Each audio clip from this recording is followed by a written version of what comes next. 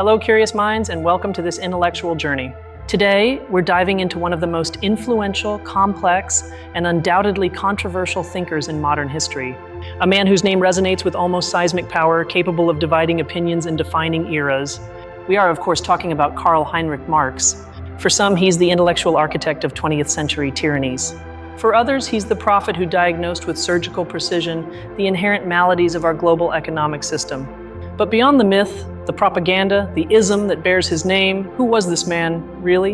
And more importantly, what exactly did he say that continues to resonate so powerfully today in a world of financial crises, rampant inequality, and a deep search for alternatives?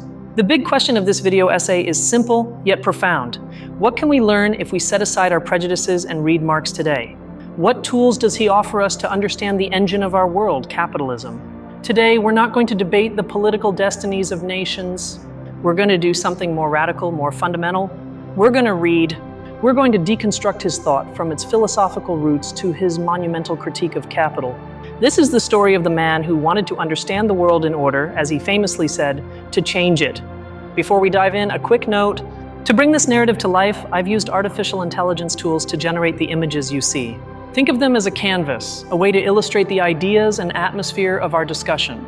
They won't always be a literal representation, but rather a visual accompaniment to spark your imagination alongside mine. I truly hope you enjoy it. To understand the mature Marx, the critic of capital, we must first meet the young Marx. Born in 1818 in Trier, Prussia, into a middle-class family, his early life was marked by the study of law, history, and above all, philosophy. His intellectual world was forged in German universities, especially in Berlin, which at the time was seething with the ideas of a philosophical giant who had just died, but whose shadow loomed over everything. That giant was Georg Wilhelm Friedrich Hegel. Hegel was the titan of German idealism. For him, history wasn't a series of chaotic events, but a rational and orderly process. It was the absolute spirit, the Geist, unfolding through time via a process he called dialectic. So what is dialectic? In its simplest form, it's a three-step process. First, you have a thesis, an idea or state of affairs. This thesis generates its own contradiction, its opposite, the antithesis.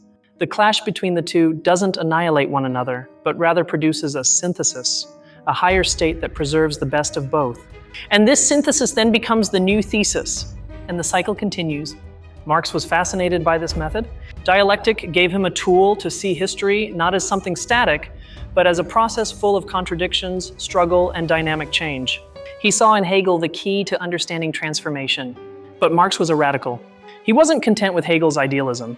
Alongside other thinkers known as the young Hegelians, Marx began to question the master. If dialectic drove history, why did Hegel conclude that the Prussian state of his time was the pinnacle of reason? To Marx, this seemed like a justification of the status quo, of the established order. Here enters another key influence, Ludwig Feuerbach. Feuerbach wrote a book called The Essence of Christianity, where he argued something explosive for the time. He claimed that it's not God who creates man, but man who creates God, projecting his own idealized qualities onto a celestial being. This was a lightning bolt for Marx. Feuerbach brought philosophy down from the heavens to earth. He proposed materialism. That is, the starting point of all thought shouldn't be an abstract idea like Hegel's spirit, but the real, concrete, material life of human beings. Marx saw the opportunity for a brilliant synthesis. He took Hegel's dialectic, the method for understanding change, and he took Feuerbach's materialism, the focus on real life, and he fused them. He took dialectic out of the realm of ideas and applied it to the material conditions of human existence. Thus, the foundation of all his future thought was born dialectical materialism and applied to society historical materialism. This is the first big idea we need to grasp. Marx inverted Hegel. As he himself famously said, he stood the dialectic which was standing on its head, right side up on its feet. In parallel, Marx, now a journalist and an exile, moved to Paris and then to London, and he saw something that would change his life. He saw the engine of the modern world in full swing. He saw the smoke of the factories, the misery of the working class neighborhoods, the brutal energy of the Industrial Revolution. He saw capitalism. Armed with his new method, historical materialism, Marx asked a question. If history progresses through struggle and material conditions, what defines those conditions? His answer is the base and the superstructure. This is Marx's map of society. The base, or infrastructure, is the economy. These are the forces of production, meaning technology, factories, tools, land. And it also includes the relations of production, that is, how we organize ourselves to produce, who owns the factories and who works in them. The superstructure is everything else: politics, laws, religion, art, philosophy, culture. For Marx, the economic base determines, or to be more precise, conditions the superstructure. A society's economic system shapes its ideas, not the other way around. This is radical. It means that our ideas about justice, freedom, or God aren't eternal truths that fall from the sky. They are, to a large extent, a reflection of the economic relations of our era. A feudal society based on land will have a superstructure, kings, honor, religion, that justifies that system. Similarly, a capitalist society based on wages and private property will have a superstructure, parliamentary democracy, property laws, the ideology of individualism, that makes that system seem natural and just. So, if the base determines the superstructure, what drives the change from one system to another? How do we move from feudalism to capitalism? Here, the dialectic returns. Marx's answer is class struggle. In the Communist Manifesto, Marx and his collaborator Friedrich Engels write the famous line, "The history of all hitherto existing society is the history of class struggles. Patricians and plebeians, lords and serfs, guild masters and journeymen, in a word, oppressors and oppressed." For Marx, every economic system or mode of production contains the seeds of its own destruction. It creates two main classes with opposing interests. In feudalism, these were the lords who owned the land and the serfs who worked it. In capitalism, they are the bourgeoisie and the proletariat. The bourgeoisie is the class that owns the means of production. They are the owners of factories, banks, machinery. The proletariat is the working class, those who own nothing but their own labor power, which they must sell to the bourgeoisie to survive. The conflict is inevitable. The bourgeoisie wants to maximize its profits by paying as little as possible for labor.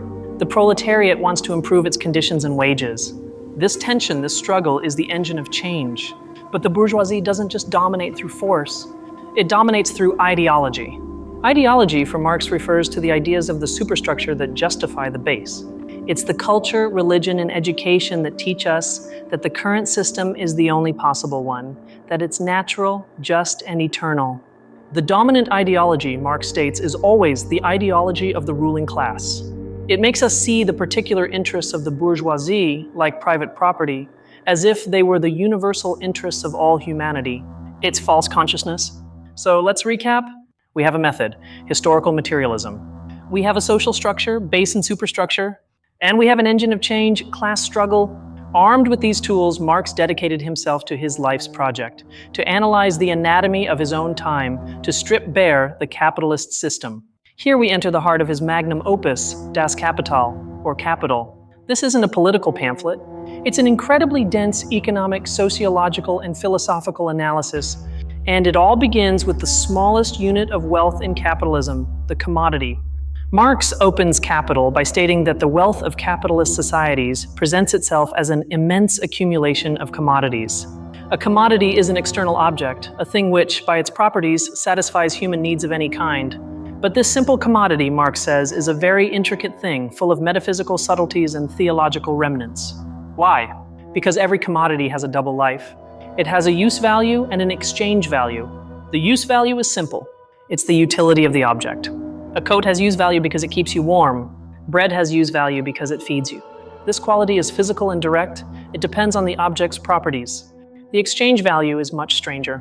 It's the value a thing has when exchanged for another. It's its price. How many coats are worth a pair of shoes? Or in our society, how much money is a coat worth? This value seems to have nothing to do with the physical properties of the object. Marx's question is, what do the coat and shoes have in common that allows them to be exchanged? What is that common substance we call value? His answer is the labor theory of value, which he inherited from classical economists like Adam Smith and David Ricardo. The common substance, Marx says, is abstract human labor. The value of a commodity is not given by its utility, nor by supply and demand, which only explains price fluctuations, but by the amount of socially necessary labor time required to produce it. This means that if it takes on average 10 hours of social labor, including raw materials, machinery, etc., to make a coat, and 10 hours to make a pair of shoes, these will tend to exchange at a 1-to-1 ratio. Value is crystallized human labor, but in capitalism we don't see this. We go to the store and see a price, $50. Human labor disappears behind the price tag. Social relations between people, the worker and the capitalist, are presented to us as relations between things, money and commodity.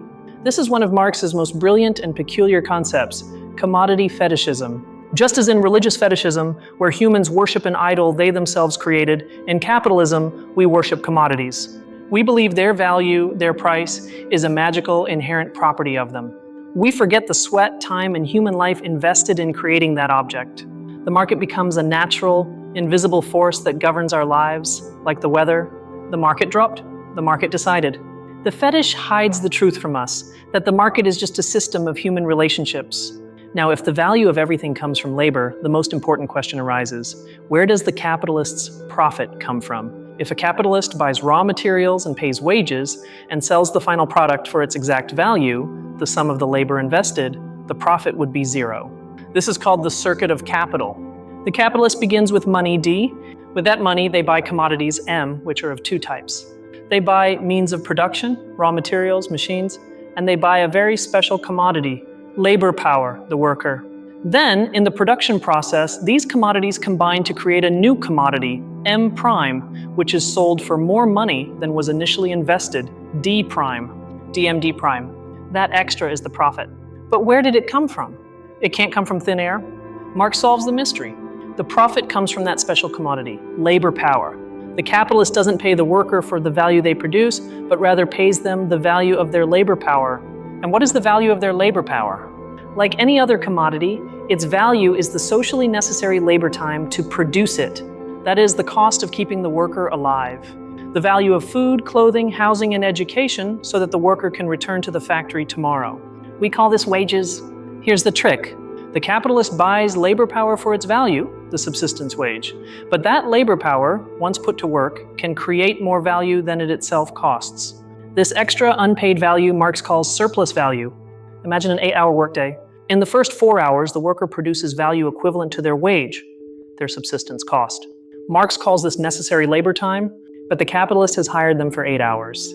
They don't let them go home. The next 4 hours are surplus labor time. The worker continues working, continues creating value, but is no longer paid for it. That value, created by the worker but appropriated by the capitalist, is surplus value. It is the source of all profit, interest, and rent. For Marx, this isn't an illegal theft in the capitalist sense. It's a fair exchange according to market rules. The capitalist paid a fair price for the commodity labor power. The problem is that this commodity has the magical ability to create more value than it itself is worth. Exploitation is at the very heart of production. The capitalist system, then, is based on a relentless drive to maximize surplus value. And there are two ways to do this. Absolute surplus value is simple. Extend the workday. If you force the worker to work 10 hours instead of 8, you gain 2 more hours of surplus value. But this has limits. Workers protest, the state intervenes, and you can't work 24 hours a day. So capitalism turns to relative surplus value. This is more subtle. It's about making the worker more productive, producing more in the same amount of time. How is this achieved? Through technology, machinery, the division of labor like the assembly line, and the intensification of the workday. Technology isn't introduced to make the worker's life easier. It's introduced to reduce necessary labor time and increase surplus labor time. But this system, which is so incredibly productive, comes at a profound human cost. And Marx captures this with another of his most famous concepts drawn from his early manuscripts, alienation or estrangement. In capitalism, the worker is alienated or separated in 4 ways. First, they are alienated from the product of their labor. The pre-capitalist artisan made a shoe and it was their shoe. The factory worker makes 1,000 souls a day, but the final product doesn't belong to them. It is a commodity alien to them. Second, the worker is alienated from the process of working. Labor isn't a creative expression of their skills. It's a repetitive, monotonous task they don't control. The pace is set by the machine. Work isn't a satisfaction in itself. It's merely a means to an end, a means to earn a wage and be able to live outside of work. Third, and more profoundly, the worker is alienated from their own human essence, their Gattungswesen, or species being. What makes us human for Marx? Our capacity to transform nature consciously and creatively. But under capitalism, this essence is reduced to animal labor, to mere survival. And fourth, the worker is alienated from other human beings. The system pits us against everyone else. The worker competes against another worker for a job. The capitalist competes against another capitalist for the market. Our relationships become instrumental. We see each other as means to an end, not as ends in themselves. Thus, capitalism is for Marx a deeply contradictory system. It has unleashed immense productive forces capable of ending scarcity forever. It has created more wonders than the Egyptian pyramids. But at the same time, it degrades humanity, generates misery alongside wealth, and is prone to devastating crises.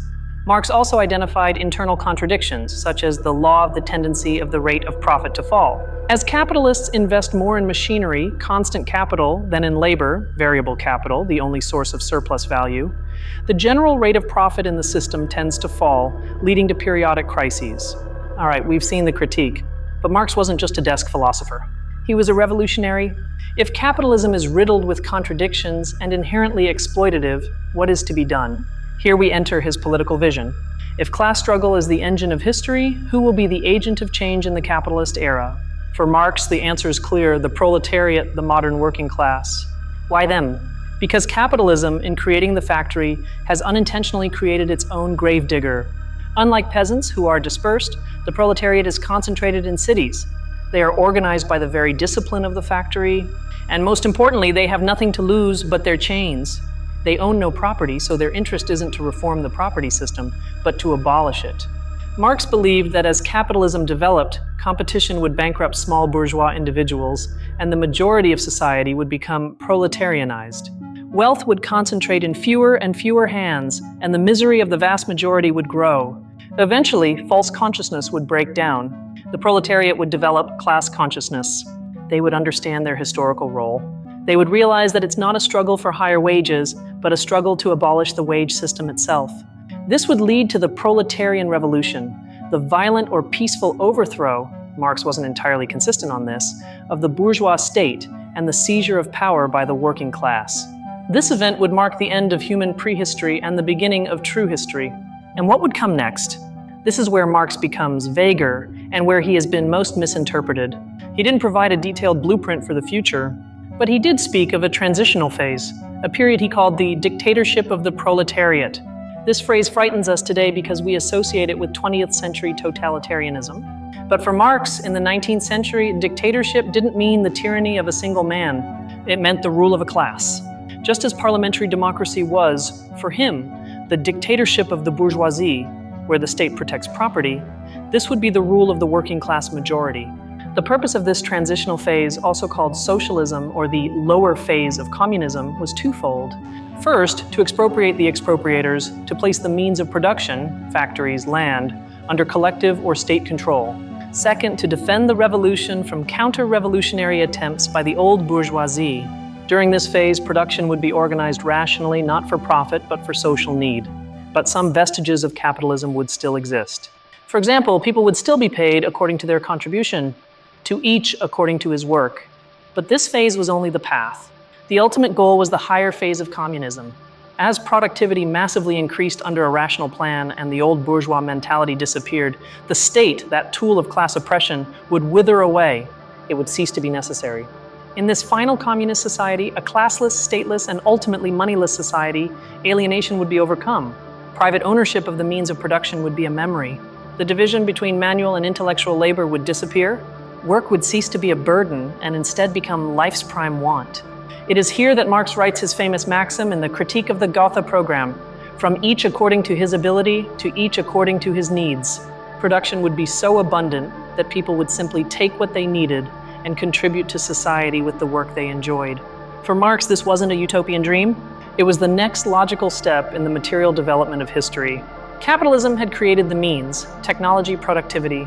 All that remained was for humanity to take conscious control of its own economic destiny. This is Marx's vision, a scientific deconstruction of capitalism and a revolutionary vision of a post-capitalist future. But what happened next?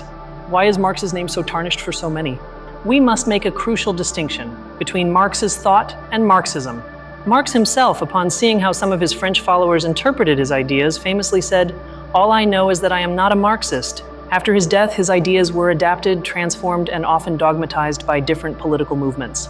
Marxism-Leninism of the Soviet Union, for instance, adapted his ideas to an agrarian, semi-feudal society like Tsarist Russia, something Marx himself would have considered impossible. 20th century regimes that called themselves communist, the USSR, Mao's China, Cambodia, created totalitarian one-party states, far removed from Marx's vision of the withering away of the state and the association of free producers. For many critics, this proves that Marx's ideas inherently lead to authoritarianism. Criticisms of Marx are numerous and serious. Austrian school economists like Ludwig von Mises argued that without a price system, which socialism would abolish, rational economic calculation is impossible. There's no way to know what to produce or how to allocate resources efficiently. Others, like Karl Popper, criticized his historicism, the idea that history follows inevitable laws.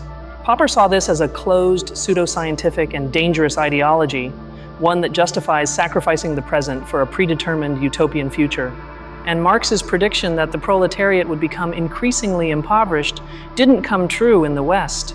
Capitalism, partly due to the pressure from the labor movement itself, unions, socialist parties, proved to be far more adaptable. It created the welfare state and a vast middle class. So is Marx obsolete? Is he a relic of the 19th century? Surprisingly, no. After the 2008 financial crisis, sales of capital skyrocketed. And when we look at today's world, Marx's questions resonate with incredible force. When we talk about the widening gap between the 1% and the rest, about the concentration of capital in the hands of a few tech megacorporations, we're on Marx's turf. When we see the gig economy, precarious work, and the alienation of app workers, we're seeing surplus value and alienation in new forms. When we analyze commodity fetishism in the era of influencers and personal branding, where everything becomes a brand to be sold, Marx's critique is sharper than ever. When we see how market logic invades education, healthcare, and the environment, we're seeing the expansion of capital. Marx's value today, perhaps, doesn't lie in his answers about the future. His vision of communism might be a utopia. His theory of revolution might be flawed, but his value lies in his diagnosis of the present. Marx remains capitalism's most profound, systematic, and relentless critic. Karl Marx was not a prophet, he was a diagnostician. He gave us a set of tools, an X-ray of the system we live in. He taught us not to mistake the surface for reality. He taught us to always ask, how is this produced? Who works? Who benefits? Who pays the cost? He showed us that the economy isn't a natural law like gravity, operating with invisible and inevitable forces. He showed us that the economy is a system of social relations, of power, constructed by human beings at a historical moment. And precisely because of that, it can be questioned, challenged, and transformed by human beings. Reading Marx today isn't about seeking a manual for revolution, nor a Bible for a new dogma. It's about learning to look beneath the glittering surface of our commodity world. It's an exercise in radical critical thinking. It is at its core a call to understand the world, to perhaps make it a little more just. Thank you so much for joining me on this deep dive. It's been a dense journey, I know, but I hope it's been fascinating and above all, clarifying. Setting aside the fear of the name Marx allows us to access one of the most potent arsenals of ideas ever created. If you've enjoyed this deconstruction, please subscribe to the channel and hit the notification bell for more deep dives into the world of ideas. And I'd love to hear from you. Comment below on which of Marx's ideas impacted you the most or which you think is most relevant today. Until next time, curious minds.